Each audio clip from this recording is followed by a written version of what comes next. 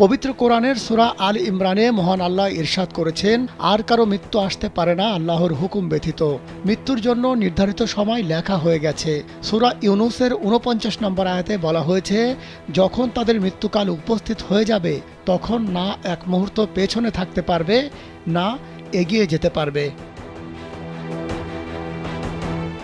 আল্লাহর হুকুম ছাড়া যে কিছুই হয় না তার প্রমাণ যেন নামাজ আদায় করতে নামা বরযাত্রীদের এই ঘটনা। ১৩ মে বরিশাল থেকে নববধূকে নিয়ে বাড়িতে ফেরার পথে আগুন ধরে যায় গাজীপুরগামী বরযাত্রীদের একটি গাড়িতে। বরিশাল নগরীর কাশীপুর চৌমাথা এলাকায় পৌঁছালে আসরের নামাজের জন্য গাড়ি থামাতে বলেন বরপক্ষের এক বৃদ্ধ। গাড়ি থামতেই তারা দেখতে পান পেছনে আগুন ধরেছে। এতে অল্পের জন্য প্রাণে রক্ষা পান একই পরিবারের ৬ সদস্য। যমুনা ইস্তি, the goodness of purified air. আমার বাসায় এনেছি যমুনা ইস্তি, আপনি কিনছেন তো? গাড়িতে আগুন লাগার বিষয়টি প্রথমে বুঝতে পারেন পথচারীরা। তাদের চিৎকার চেঁচামেচিতে বরযাত্রীরা দ্রুত গাড়ি থেকে নামেন। গাড়ি থামার আগে অন্য একটি গাড়ি বরযাত্রী গাড়িটিকে ওভারটেক করে সিগন্যাল দেয় থামার জন্য। ওই গাড়িটি পেছন দিক থেকে প্রথমে আগুন লাগার বিষয়টি দেখতে পায়। বরযাত্রীরা গাড়ি থেকে নামতে না নামতেই পুরো গাড়িতে ছড়িয়ে পড়ে আগুন।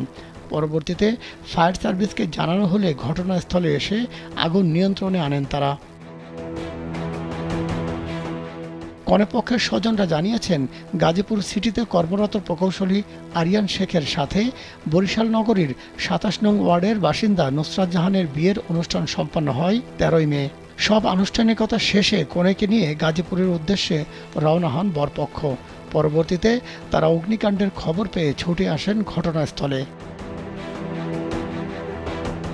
ওই গাড়ির ড্রাইভার জানান, ১৩ মে বিয়ের অনুষ্ঠান শেষে বরিশাল থেকে রওনা দেন তারা। বউ ছিল আগের গাড়িতে আর তিনি ছিলেন পরের গাড়িতে।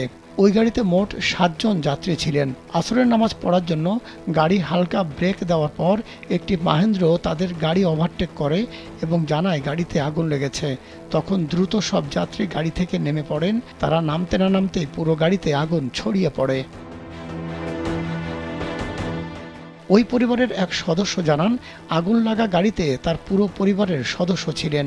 যদি অনাকাঙ্ক্ষিত ঘটনা ঘটে যেত তাহলে তাদের বাড়ির তালা খোলার মতো কেউ থাকতো না।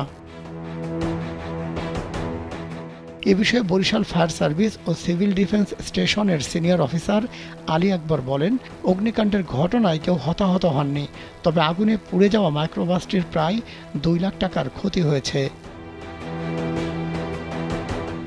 পবিত্র কোরআনের সূরা তাগাবুনের ১১ নং আয়াতে বলা হয়েছে, কোনো বিপদই আসতে পারে না আল্লাহর হুকুম ছাড়া। সূরা তওবার ৫১ নং আয়াতে ইরশাদ হয়েছে, হে রাসূল বলে দিন, কখনো আমাদের কোনো বিপদ আসতে পারে না তাছাড়া যা আল্লাহ তাআলা আমাদের জন্য নির্ধারিত করে দিয়েছেন। তিনি আমাদের মালিক, আর যারা ঈমানদার তাদের সব কাজই আল্লাহর উপর ন্যস্ত করা উচিত। মাহমুদ সোহেল, কালবেলা।